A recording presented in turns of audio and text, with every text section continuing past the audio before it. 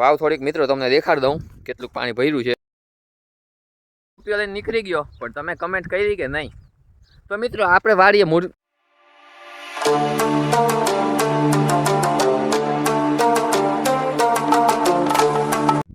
જય માતાજી દાયરા ને ગુડ આફ્ટરનૂન. તો કેમ છો બધા મજામાં? તો અત્યારે આવી ગયા છીએ મિત્રો આપણી વાડીએ અને વ્લોગની શરૂઆત કરી છે મિત્રો આપણી વાડીએ આવીને સીધી, કારણ કે બદામ વાડી છે અમારી બીજી વાડી, અહીંયા દવા છાંટવાની હતી કેમ કે ખડ થઈ ગયો તો ચોમાસામાં, હવે ચોમાસામાં વાવેતર કરવું છે. તો આ અમારી એક વાડી છે એમાં ઝાડ વાવી છે અને બીજી વાડી બદામ વાડી છે, એમાં આપણે વાવવાનું છે ચોમાસામાં વાવેતર. તો જે કાંઈ ખડ થઈ ગયું છે એના માટે દવા છાંટવી પડશે અને પંપથી દવા છાંટવાની છે અને એના માટે પાણીની જરૂર હોય. તો આપણે આવી ગયા સીધા વાવ પાસે અને મોટર ચાલુ કરી અને પાણી ભરવાનું હતું. તો મિત્રો મોટર ચાલુ કરીને પાણી ભરી લીધું છે.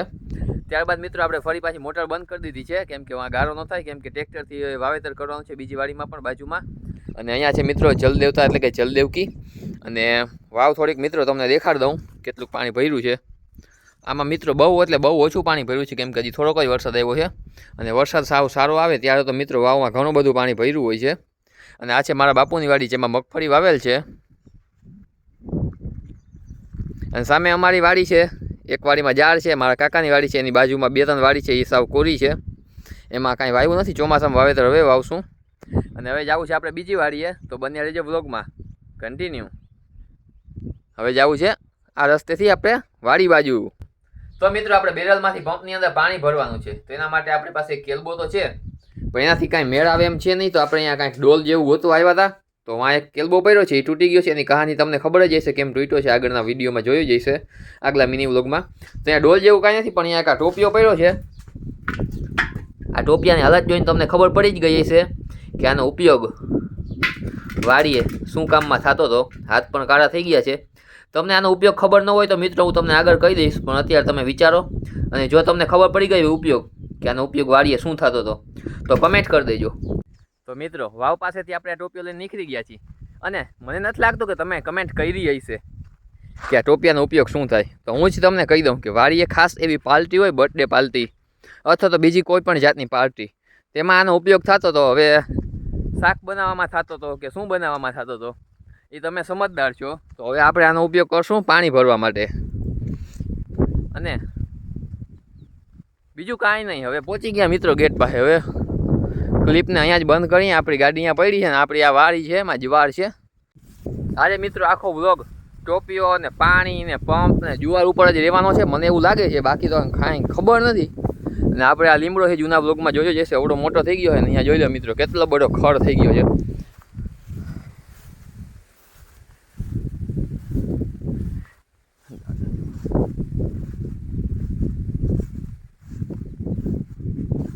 અને આ છે મિત્રો આપણી વાડી, અને સામે દેખાય અહીંયાથી આપણે પાણી વાળતા હતા. અને અત્યારે તો ચોમાસો છે અને ખડ થઈ ગયો છે ઘણો બધો. આ છે આપણી જુવાર, કોઈ લેવી હોય તો આપણી વાડી આવી જજો, દઈ નાખવાની છે આપણે જોખીને, એમને એમ નહીં. અને આ છે મારા ભાઈની વાડી, બાજુમાં બાપુની વાડી, એમાં કેટલા બકરા આવ્યા ચરવા માટે. જરીક ઝૂમ કરીને દેખાડું કે એમને માલશે, તમને વિશ્વાસ તો કરાવો ને, ઝૂમ કરી દઉં એમાં શું છે. અને આ રહ્યો મિત્રો આપણે આ બેરલ ભર્યો હતો, અને ટોપિયા પ્રકરણને હજી ચાલુ જ રાખશું આપણે કેમ કે કન્ટેન્ટ બનાવવું છે અને નીકળી જાય લઈને આલી બાજુ. તો અત્યારે મિત્રો આપણે જ્યાં પંપ છાંટવાની છે તે જગ્યા ઉપર આવી ગયા છીએ, અને અહીંયાથી મિત્રો 2 થી 3 પંપ છાંટવાના હતા તો તે ભરી લીધા છે. અને આપણી વાડી વાં છે અને ઓલા ભાઈ પંપ છાંટે છે. તો હમણાં જ એક મિત્રો પંપ ભર્યો અને ભાઈ ગયા છે છાંટવા માટે. અને આ પંપ છાંટવા માટે ગયા એ ભાઈ, એની પહેલાં મિત્રો બહુ બધો એવો રેડો એટલે કે વરસાદ આવી ગયો હતો, અને આ બધી જમીન અને આ બધું ખડમાં ભીનું ભીનું થઈ ગયું છે. ફોનની ડિસ્પ્લે પણ મિત્રો થોડી થોડી છાંટાવાળી થઈ ગઈ છે.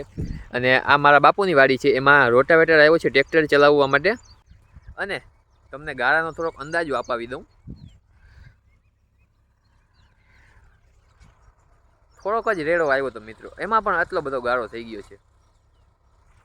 તો અત્યારે મિત્રો મારા અંદાજ મુજબ 5મો કે 6ઠો પંપ ભર્યો છે, અને ભાઈ ગયા છાંટવા માટે. અને થોડોક વરસાદ રહ્યો હતો તો પપ્પા બનાવે છે ચા, ખાંડ ચા નાખે છે પપ્પા. હાલો મિત્રો ચા પીવા. ફૂલ વરસાદી વાતાવરણ હતો, અને હમણાં થોડોક વરસાદ રહ્યો છે તો ચા બનાવે છે ને ખાંડ ચા નાખી દીધા છે.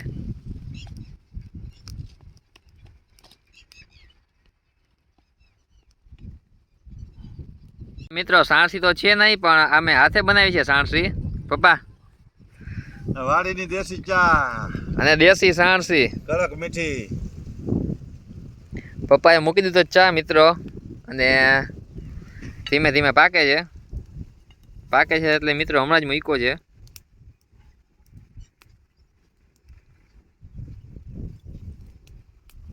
તો અત્યારે મિત્રો થઈ રહ્યા છે સાંજના 5, અને પપ્પાએ ચા મૂક્યો, તમે આગળ વિડીયોમાં જોયું જ હતું. તો ચા પાકે છે, અને અહીંયા રોટાવેટર આવેલો એ જગ્યા છે, તો થોડું ઘણું દેખાણું.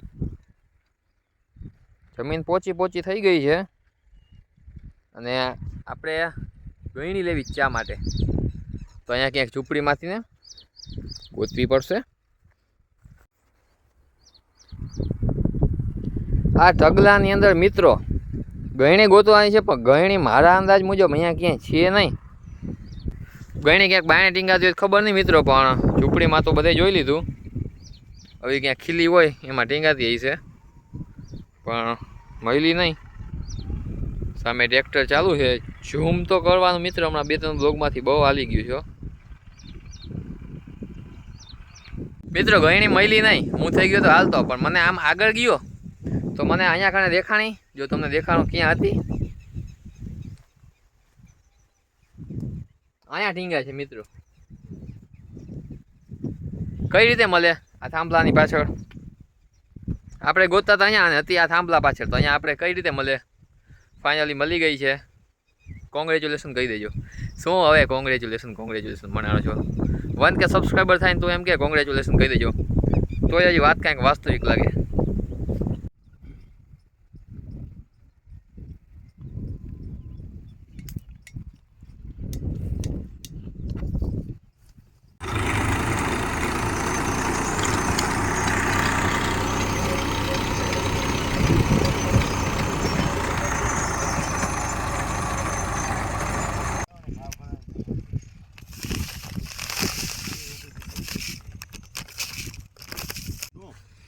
બેરલમાં પાણી નહીં નાખવું જોઈએ. મારો થાય ગયો 6 વાગી જશે. મજા કરી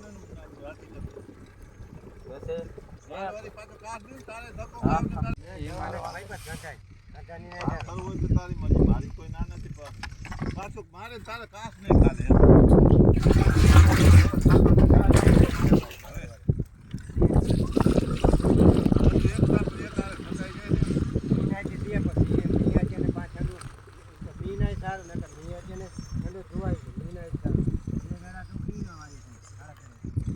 તો ફરી એકવાર મિત્રો પાણી ભરવાનું હતું, તો આપણે આવી ગયા વાવ પાસે, અને મોટર ચાલુ કરીને પાણી ભરી લીધું છે, અને પીવા માટે પાણી ભર્યું આ નળમાંથી, અને મોટર ચાલુ કરી અને પાણી ભરાઈ ગયું છે.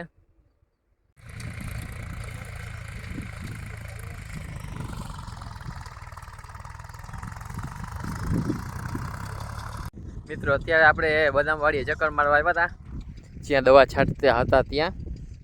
અને મિત્રો આ કાંઈક આપણી વાડી છે, અને આ વાડી અને આ વાડી મારા બાપુની છે. ઓલી વાડીમાં ટ્રેક્ટર હાલી ગયો છે, અને આ વાડીમાં ટ્રેક્ટર હાલે છે. અને મિત્રો જ્યાં રોટાવેટર હાલી ગયો હોય અહીંયા આપણે હાલ્યા જાય. અને મિત્રો અહીંયા રોટાવેટર હાલી ગયો છે, અને જમીન બહુની પોચી થઈ ગઈ છે, અને હાલવાની બહુ જ આનંદ આવી રહ્યો છે.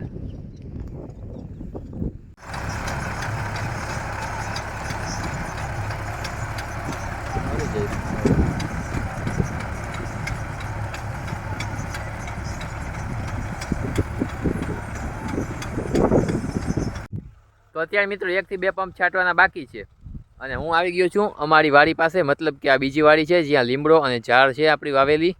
અને જાઉં છે મિત્રો ઘર બાજુ,